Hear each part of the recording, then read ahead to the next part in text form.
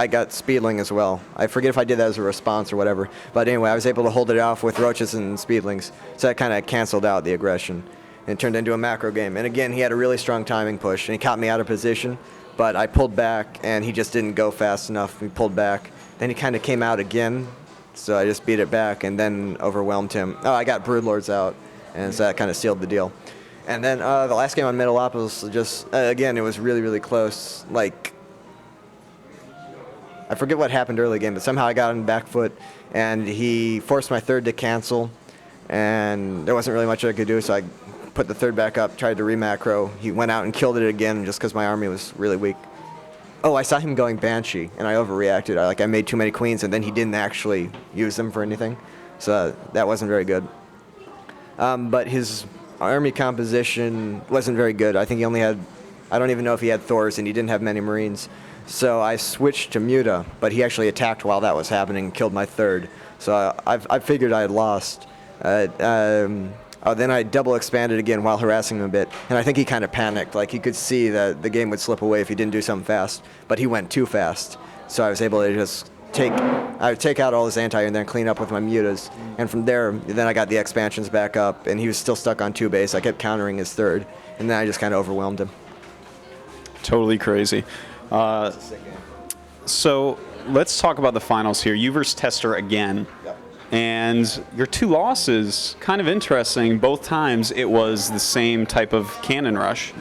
Yeah, that build seems really strong. Like, cannon rushes have been around for a long time, but that specific one, I hadn't seen it before our group match. So I wasn't sure how to respond. I don't know. I thought the all-in might work. It didn't. I thought the all-in with the Banelings might have worked. Because if it looked like the first game on from the group stage, it looked like if I'd had Banelings, it would have worked. So I tried that, and that didn't work. And I tried to just transition to a macro game on the Blistering Sands game where I just went IdrA into expansion. I don't know, that might have worked, but he caught me in the middle of a Muta switch, so obviously there was no chance. But again, he got his expansion up so late because he had been going warp gates himself.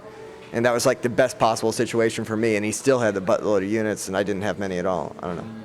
I'm not really sure how to deal with it. It seems really strong. Yeah, I don't know what to say. Maybe earlier pool, but you start with 14 pool or above. Yeah, if you start earlier, it's fine. Now, about your wins. You had a crazy good game on Scrap Station. Yep. That was a sick game. Basically, he did the same thing he did on Lost Temple, that kind of passive zealot, like, just make enough zealots to force you to go lings to mess with your economy without actually risking anything. So I punished that and made some extra lings and killed the zealots, forced him to go extra defensive. And then went Muta, counting on that to surprise him, because like I never go Muta. And it did. So that put me in a good situation. But because he had started out with a pretty fast Nexus and I had made a lot of lings, he still had a really powerful economy to fund that kind of stalker semi-all-in.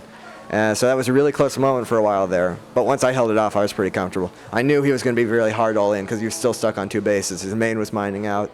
I saw the 2 robos, got to Corruptor in time. And I just had to hold, and I did. And what about the other 2 wins? Not quite as epic, but... Metalopolis was pretty good. Yeah, it wasn't as exciting, but it was good. The Lost Temple game just kind of sucked. He made a mistake, misplaced his gateway, or didn't warp a unit in time, and just let my lings in his base, and that was pretty much it. And then the Metalopolis game, again, like I said, I learned from the past matches that in tournaments he always goes 2 base Colossus all in versus me. It's because it counters my normal style. So I went Ultra a lot faster than I usually do, because Ultra rapes Stalker Colossus really hard. And the link counters bought me enough time to get the Ultras out, and once they were out, that's pretty much it, because you can't fight it versus that unit composition. It seems like nowadays you're using a lot more Ultras against Protoss. Do you think that they're really needed against the Colossus builds? Is there any other way you can think to actually destroy that? Against Colossus, against Stalker Colossus, they're definitely really strong. I don't like building Corruptors versus it, because it seems so often, yeah, maybe you kill their Colossuses, but then you're left with a bunch of Corruptors that aren't really useful. You have to buy the Spire. The Corruptors aren't cheap themselves, so then you still have to deal with their ground army, and yours is a lot weaker. Running around with a pack of Ultraling feels a lot more strong, a lot more powerful. Yeah. I'm not sure if it's necessary, but I think what's going to happen really at high level is sooner or later ZVP is going to evolve out of this current thing. People are going to realize that Stalker Colossus is kind of a really risky build. It might end up kind of like 2 base Dragoon Reaver pushes in SC1. It can work, it's powerful, but it's also really risky. If it doesn't work, you're dead. And I think it'll transition more into Archon, Immortal, Templar, Zealot versus Ling, Hydra, Roach, maybe some Infestor support, maybe Ultras. I don't know. I think it could end up being a really good matchup as it evolves, but right now it's kind of iffy. Now, this was called the King of the Beta tournament. Yeah. I have to ask you, are you the king of the beta? No, like I said, it was most of the good players. It wasn't everyone. Sen, I think, had an invite but couldn't go, and he is very good. Although I think my ZV is better than him. So, Cool, obviously, was one of the most impressive players. He won a lot of games. He won the big World Cup thing. I think if I had to name the best players, it would be me, Tester, and Cool. And I think you can't really call a favorite there. And then there's some other players who are really close. But no, right now you can't say anyone's the best. All right. Well, a super congratulations to you. That is quite an epic tournament win. Yep. And that's it, man. Anything to say to your fans out there? Oh, thanks for your support. There's a bunch of tournaments coming up. I hope I'll do well, and I hope you'll all cheer for me. And thank you. And a lot of people just throwing this out there. I saw a lot of insanity on the forums. People saying you were slumping or something because, like. Oh, it's always like that. It's like that with everyone.